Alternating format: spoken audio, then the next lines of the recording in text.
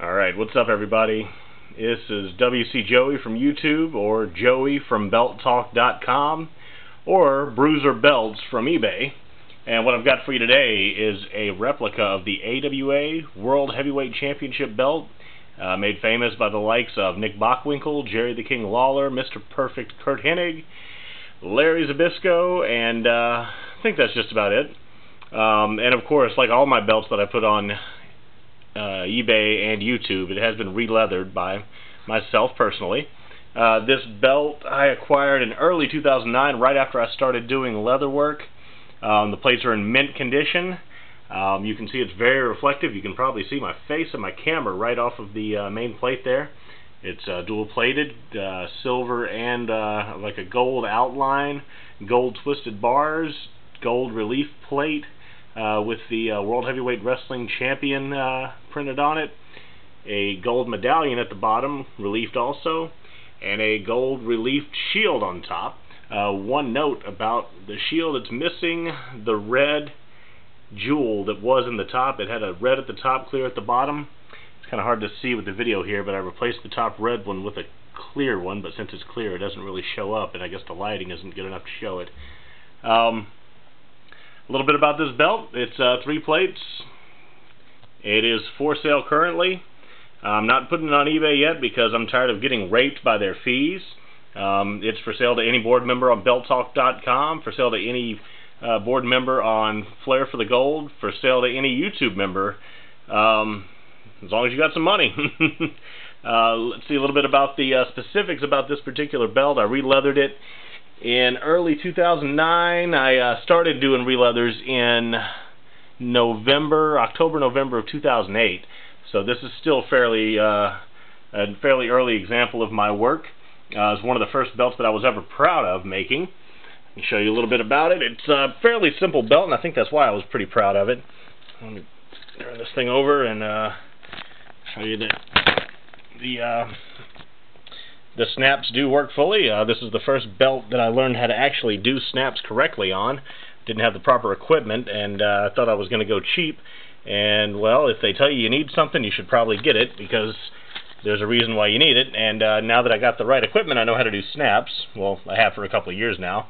I try to do this belt as close to the original as possible. What we've got here is the snap areas have a rather deep, blunt, pear-shaped tool, the way it was on the original. Also has the AWA letters stamped into the leather right near the snap box edges. Once again, this is just like the original. The replica strap had this as well, but if you've ever handled a Figures Inc. replica strap, you'd know that there's a huge difference in the quality of one of those and one of these. Show you the backing. This is about the only part of the belt that I'm not super happy with.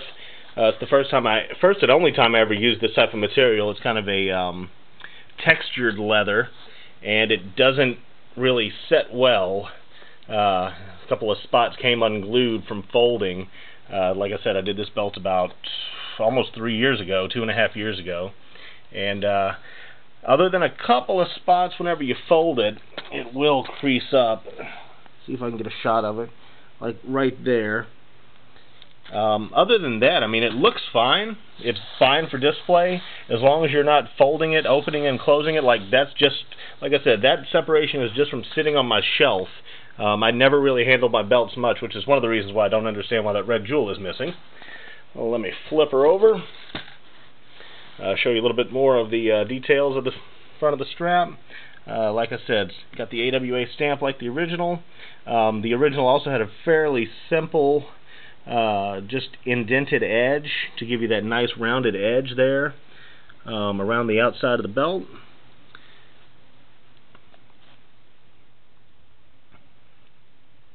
And once again, this is one of the first belts that I was proud of, because it's the first time that I learned how to round an edge properly.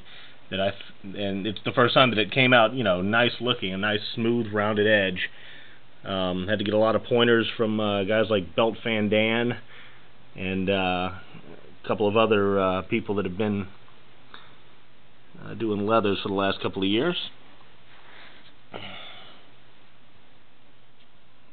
like I said, it's an example of my earlier work. This is honestly when I think I turned the corner and started getting halfway decent. My last couple of belts, I think, have been pretty well received by other members. I've sold them to very satisfied customers. And now that I'm downsizing my collection, I just recently sold my USWA Unified belt on eBay about 2 weeks ago.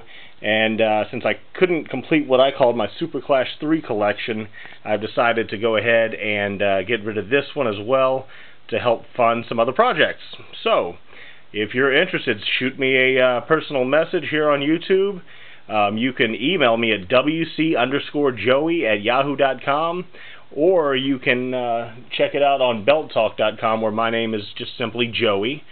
And like I said, shoot me an offer. You never know what I'll say.